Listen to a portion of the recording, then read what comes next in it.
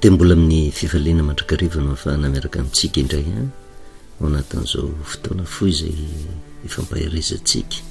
amin'ny alalan'ny tenin'Andriamanitra vavakisika. Jehovah-Andriamanitra ray eo dia misaotra no mandrakariva izahay satria Andriamanitra be fitiavana sy be famindrampo ianao mbola miala nenina isan'andro san'andro aminay ary tsapanay tokoa tompo faratapo ny fitiavanao izay nasehonao tamin'ny nanoloranao an' Jesosy Kristy ho faty hisolo eloko anay teto amin'ity izao tontolo izao ity ary notsarovanay izany tamin'ny Pasika izay nitandremanay. Ankatahany aminao dia ny fanahinao masina no hiasa ao anatinay tsiraray avy tompo mba tsapahanay ny tomba midiny ny afatra nampitainao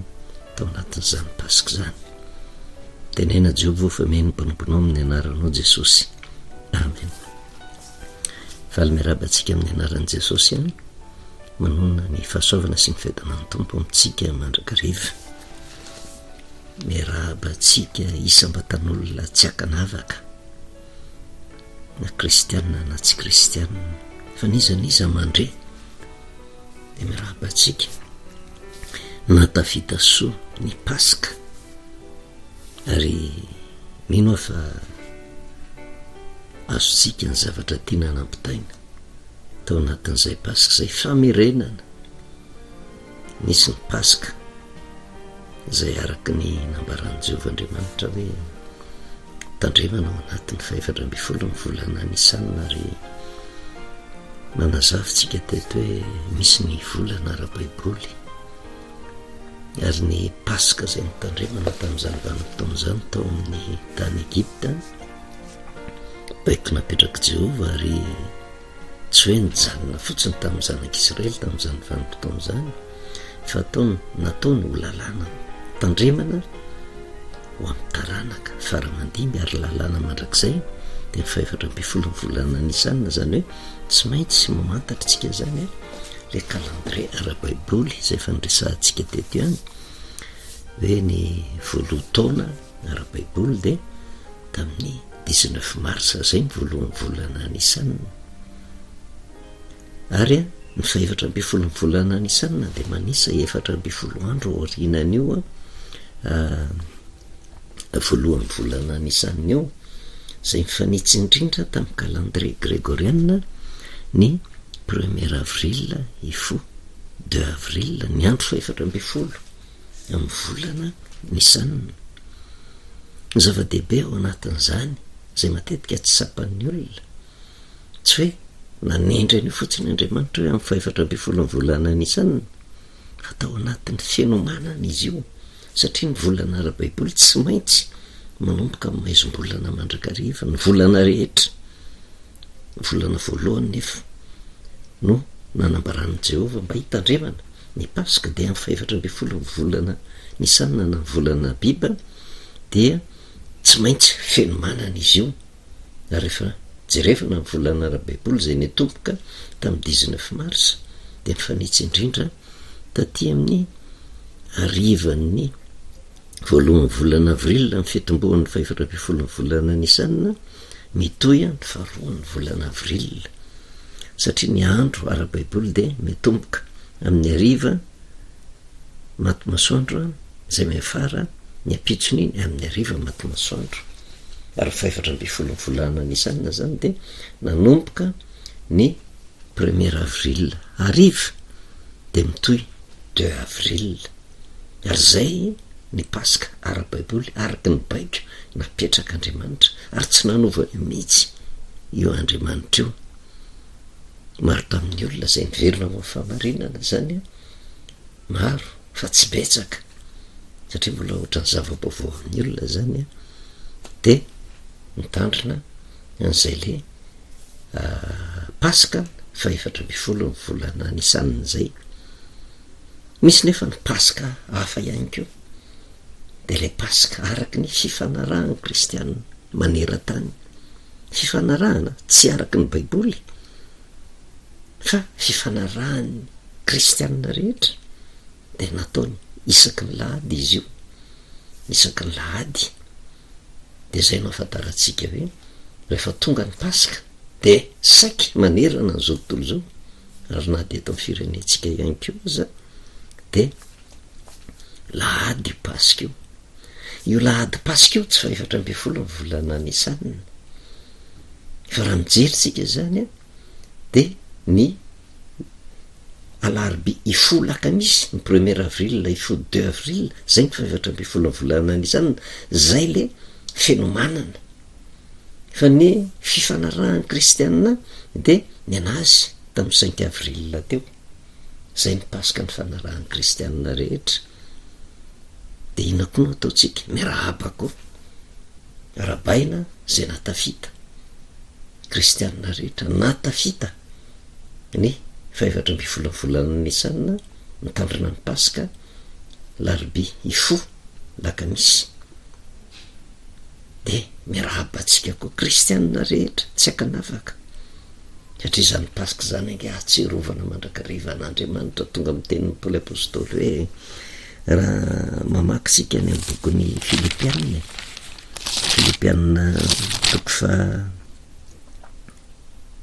toko voalohany ny faly foana ny tena mpanompon'Andriamanitra tsy tafitohana amin'izany ary tsy mametsiny satria Andriamanitra minitsy mijery ny androny tsy fahalalahana ka raha mitandrina ny pasika lahady ary ny lahady ny pasika zay nitandremana maneran-tany araka fifanarahany kristianina rehetra ary io ny tompon'andraikitra nge ny fanaraka amin'izy io fa tsy hoe nanontany ny hevitry ny kristianina rehetra tompon'andraikitra ara-pivavahana no mifampiresaka nametraka anio pasika zay nitandremana amin'ny andro lahady io de ny 15 volana avril teo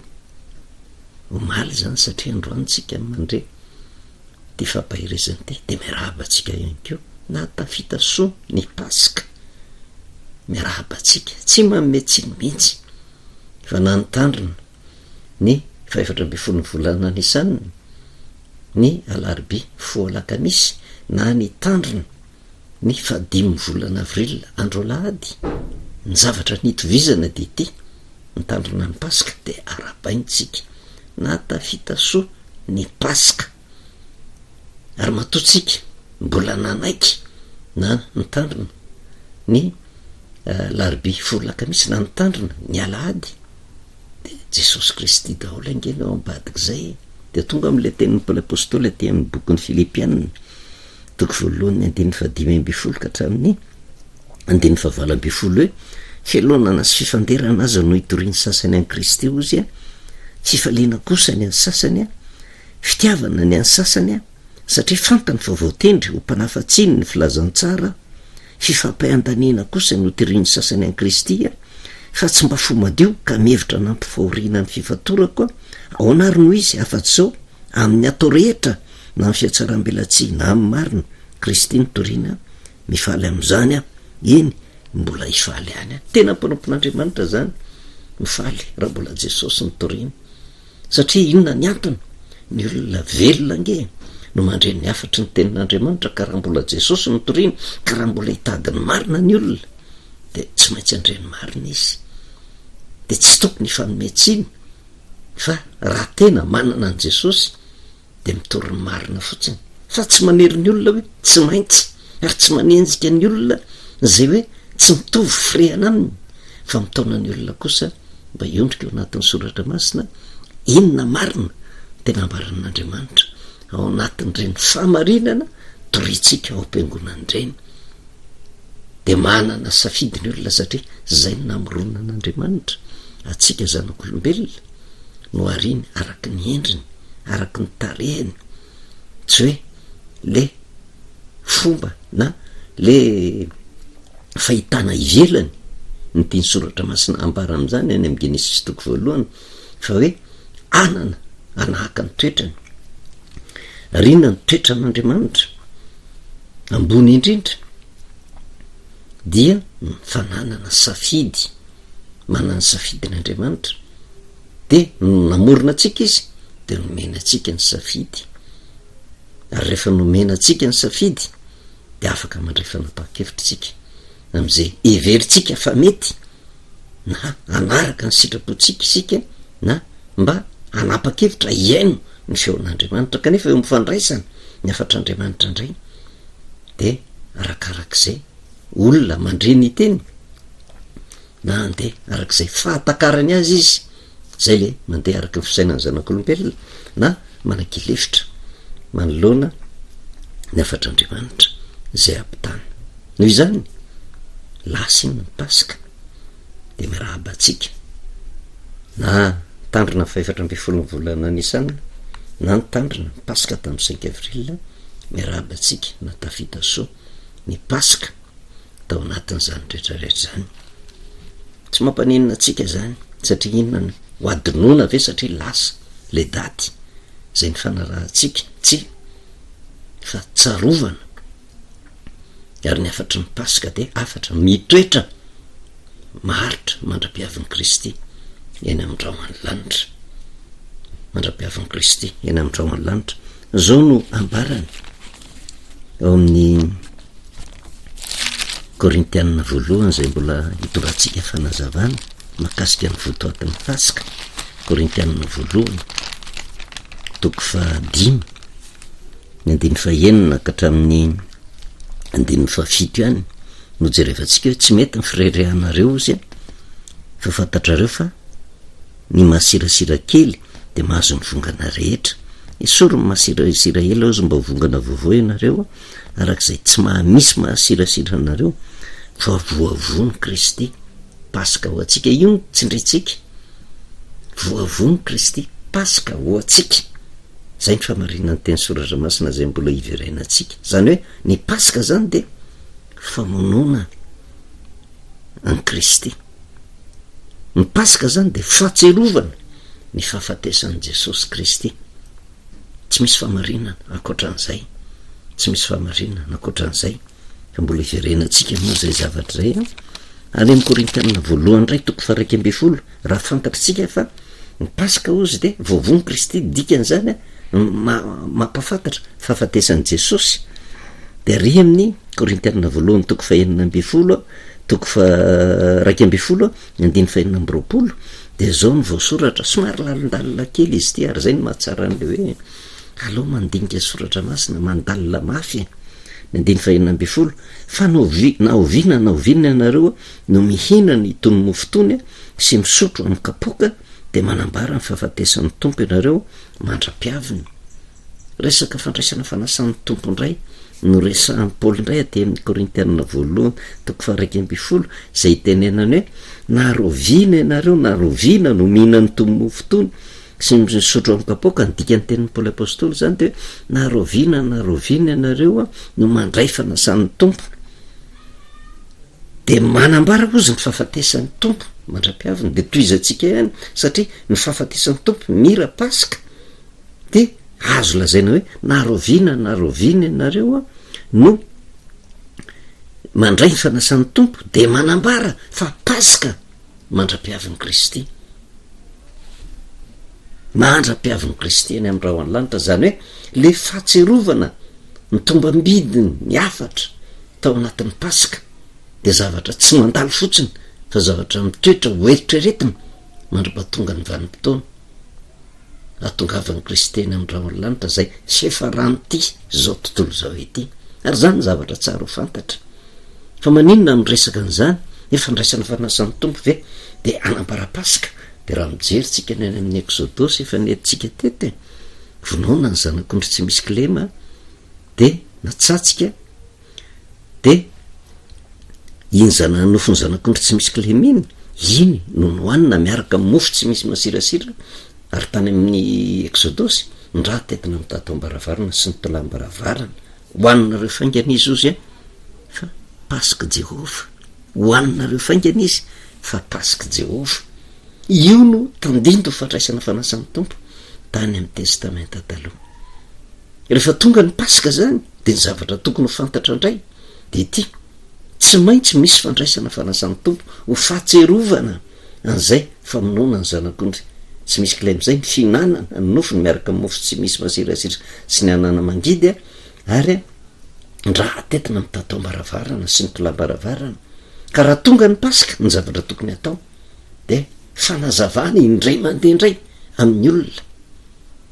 Inona ny toe-javatra nitranga tamin'izany? Tandindon'inona io Pasika voalohany tao amin'ny tany Egypta io zay ny tokony ambara ary zay no mahatonga atsika miresaka hoe mirahabatsika natafitasoan'ny pasika kanefa ny afatra nentin'ny pasika de mitoetra maritra mandrakzay ary ny fahatserovana ny toejavatra nitranga tany amin'ny pasika no manampy atsika mba handraisatsika ny famonjena de ao anatrehan'izany rehetrarehetra zany tsy misy fanomezantsiny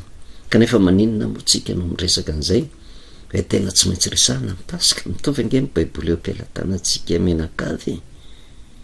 mitovy fa mibarangy mipetraka maninona ohatra ny misy zavatra samy hafa tandreman'izay de tsy mifanometsiny satria raha mbola tsy nafantatra tokoa de mandeha arak'izay nampianarina rehefa nare kosa ny afatra ny famarinany tenin'Andriamanitra de eo am'izay mipetraka le safidy tena iverina ankatony marina fetsika sa mbola le mahazatra atsika ihany no tohizana fa ny afatra ny pasika nefa de mbola mitohy kanefa maninontsika no miresaka n'izay pasika zay de miverintsika ny amin'ny Exodus toko fahaenina ihany Exodus toko fahaenina teny fikasana no men'Andriamanitra atsika mena ny fiangonana mena ny firenena ary mena ny zao tontolo zao satria ny pasika zay nitandriman'io ihany keo de misy manerina n'izao tontolo zao misy antoko ny kristianina mitandrina 420 ny volana anisana misy keo ary maro anisa de mitandrina ny pasika tamin'ny 5 avril no zany a ny teny zay nomena de teny ho an'izao tontolo zao tsy teny ho an'ny olon-tokana hoe le angarana fa teny ampitaina ka raha eken'ny olona le teny de misy fiatraikany eo amin'ny fiainana de raha mamerintsika ny Exodus toko fahaenina ny 1 baika napetrak'Andriamanitra ho an'ny Mosesy sy ny zanak'Israely mbola mitao amin'ny tany Egipta zay a manomboka mamaritra ny drafi-pamonjena soritan'Andriamanitra io Exodus toko fahaenina io ary Jehovah tamin'ny Mosesy ankehitriny de ho hitanao zay ataoko amin'ny Farao fa ny tanako mahery no andefasany azy ary ny tanako mahery no androany azy amin'ny taniny rehefa jerevana zay Exodus toko fahaenina zay tsy maintsy ho avy zay fotoan'izay andraisan'i Jehovah fa napahakevitra ka ampahiratany ny mason'ny Mosesy sy ampahiratany ny mason'ny zanak'Israely fa raha toizantsika ampahiratany ny masontsika tsiraray avy fa ny tanana maherin'Andriamanitra araka ny teniny ny tanana mahery nozy no andefasany azy zany hoe anafahany ny zanak'Israely ho afaka atao amin'ny tany Egipta anafahany ny kristianina rehetra ny olona rehetra zay hoe mandray ny afatr'Andriamanitra ary ny tanako mahery ozy no androany azy amin'ny taniny zany hoe andray fanapahakevitra fa ataon'Andriamanitra tery vai manta mihitsy Farao